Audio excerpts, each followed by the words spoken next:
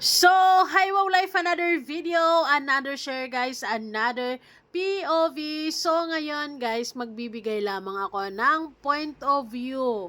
Actually, may nag-comment kung ano daw masasabi ko sa bakasyon ng dalawa. Of course, masasabi ko, well deserved. Caps lock para mas klaro. Deserve nila ang magkasama or magbakasyon sa ganyan kagandang lugar after how many weeks na hindi sila nagkikita, LDR sila. Dahil sa, alam nyo naman siguro ang sitwasyon nilang dalawa na lalo na si Dudong ay nasa um, bandang bukid, malayo ang napili niyang lugar kung saan ay magbahagi siya ng kanyang pagmamahal sa mga taong deserving din. Now, silangga of course natili sa diet kasi ayun, syempre nag-aaral and dyan lang din siya nagbibigay ng kanyang tulong or dyan lang din siya nagbablog. And syempre, alam niyo naman sa sitwasyon ng dalawa na talaga namang may mga titas na hindi sila favorite parehas, 'di ba? May makadodong lang, may makalangga lang. Minsan may mga comments na hindi maiwasan na maapektuhan talaga silang dalawa. Pero one thing for sure is yung love nila na meron sila ngayon, sana ay hindi maapektuhan, 'di ba? Sana yun yung panatilihin nilang buo, 'di ba? Yun yung panatilihin nilang maayos at malinaw at klaro sa kanilang dalawa. Yung tipong kahit saan sila, malayo man sila sa isa't isa, pero alam nila na walang iba. Ay, walang iba, of course, 'di ba? Although hindi naman talaga may iwasan na magkaroon sila ng misunderstanding, mga problema, lalo pat sa ganitong sitwasyon LDR, 'di ba? Meron at meron 'yan. Pero sana or actually alam na nila to na kailangan nilang mas tatagan lalo yung loob nila at mas maging matibay pa at syempre pananatiling kalmado ang mga puso at isipan. 'Di ba? Kasi kapag minsan kasi may mga pagkakataon na nadadala din sila sa mga comments kasi minsan yung ibang mga supporters nila hindi maiwasan na pinagsasabong-sabong na rin sila dahil sa mga nakikita, 'di ba? Yung iba kasing mga supporters hindi maiwasan na may mga silos at siluso din diyan, 'di ba? At wala namang ibig sabihin ay para sa kanila iba na ganun, 'di ba? Pero sana ayun na nga, sa kanilang dalawa dahil sila naman yung nagmamahalan, sila naman yung mas nakakalam sa kanilang nararamdaman, sila yung nagdadala, 'di ba, sa community ng Rochelle. Sila yung dapat mas matibay, 'di ba? Although may mga tao talagang minsan hinahamon din yung katatagan nila, pero wag sila magpapadala sa mga kung ano mang mga pagsubok sa paligid, 'di ba? Dapat talaga sana ang bakasyon na ito mas magiging klaro pa lalo ang kanilang pagmamahalan, mas mararamdaman nila ang kanilang pagmamahalan at mas mararamdaman nila kung ano ba ang pinaglalaban nila ngayon. Ganon, 'di ba? So, yung bakasyong ito deserve. Yung bakasyon ito ay kailangan nila para din ma-relax, para din tanggal negative vibes, ganon. Ganyan talaga pag nasa sukmin, hindi maiwasan, 'di ba? You can't please everybody to love you, to like you or to support you. That's why they are thankful to those na nakasuporta pa rin sa kanila, 'di ba? Nanonood at malawak ang pagsuporta, malawak ang klaseng suporta na binibigay sa kanila. Kumbaga open-minded ba? Yung tipong hinahayaan sila sige kayo ganyan, 'di ba? Andito lang kami. May mga supporters din naman na sobrang kitid ang utak, 'di ba? Na ultimo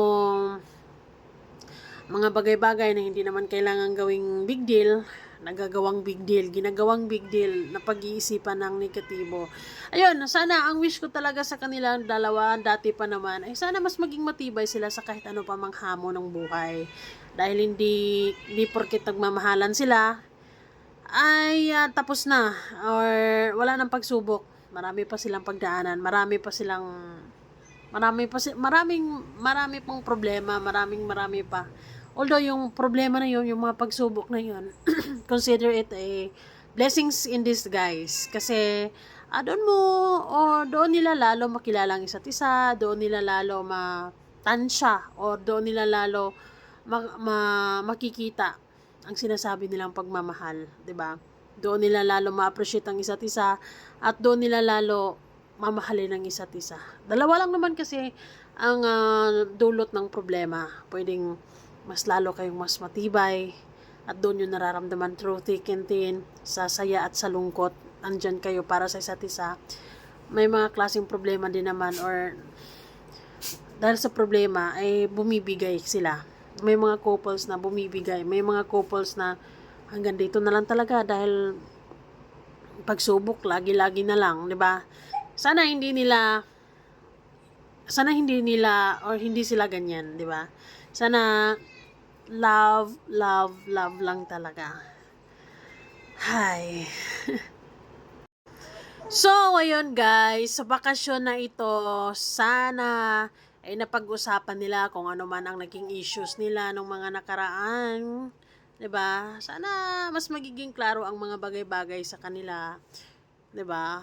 Or actually, ang bakasyon naman usually nagiging mas maganda yung pakiramdam, 'di ba? And mas nagiging napag-usapan yung mga bagay-bagay, ganun. And syempre after vacation, andun yung feeling recharge ka, mas masarap magtrabaho ulit, 'di ba? Mas masarap maging ulit, workaholic. Ganon naman ang resulta diyan, 'di ba? So ayun, maging matatag lang talaga sila. Ganon lang naman ang diyan. Yun lang yung susi para yung susi to keto forever is magiging matatag sila, magmahalan sila. Yun lang naman yun talaga. And I know they're both old enough to fight for kung ano mang nararamdaman nila, to fight for their love na meron sila ngayon, 'di ba? And they have their sariling desisyon na rin, na marunong na rin silang maninindigan sa kanilang desisyon, 'di ba? Kahit marami ding mga mga tao din na minsan hindi o tutol sa mga ganito, ganyan. Basta, naniniwala ako sa kanilang dalawa na kaya nila yan. Kasi naniniwala ako na kaya nilang magdesisyon para sa kanilang para sa kanilang sarili, para sa kanilang dalawa. 'Di ba? Langga is 19, Dodong is 25, 26, ganun. So, kaya na nila yan. 'Di ba? Sa ngalan ng pag-ibig. Wow. 'Di ba? So, ayun.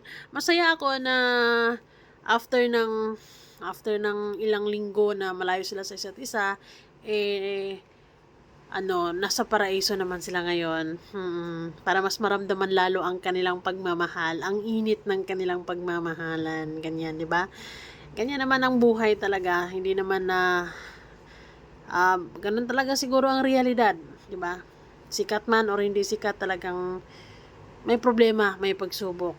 And actually, may mga realizations after mga pagsubok, 'di ba? Doon mo mas lalong actually it's a surprise for you kasi nakaya ko pala 'to, grabe.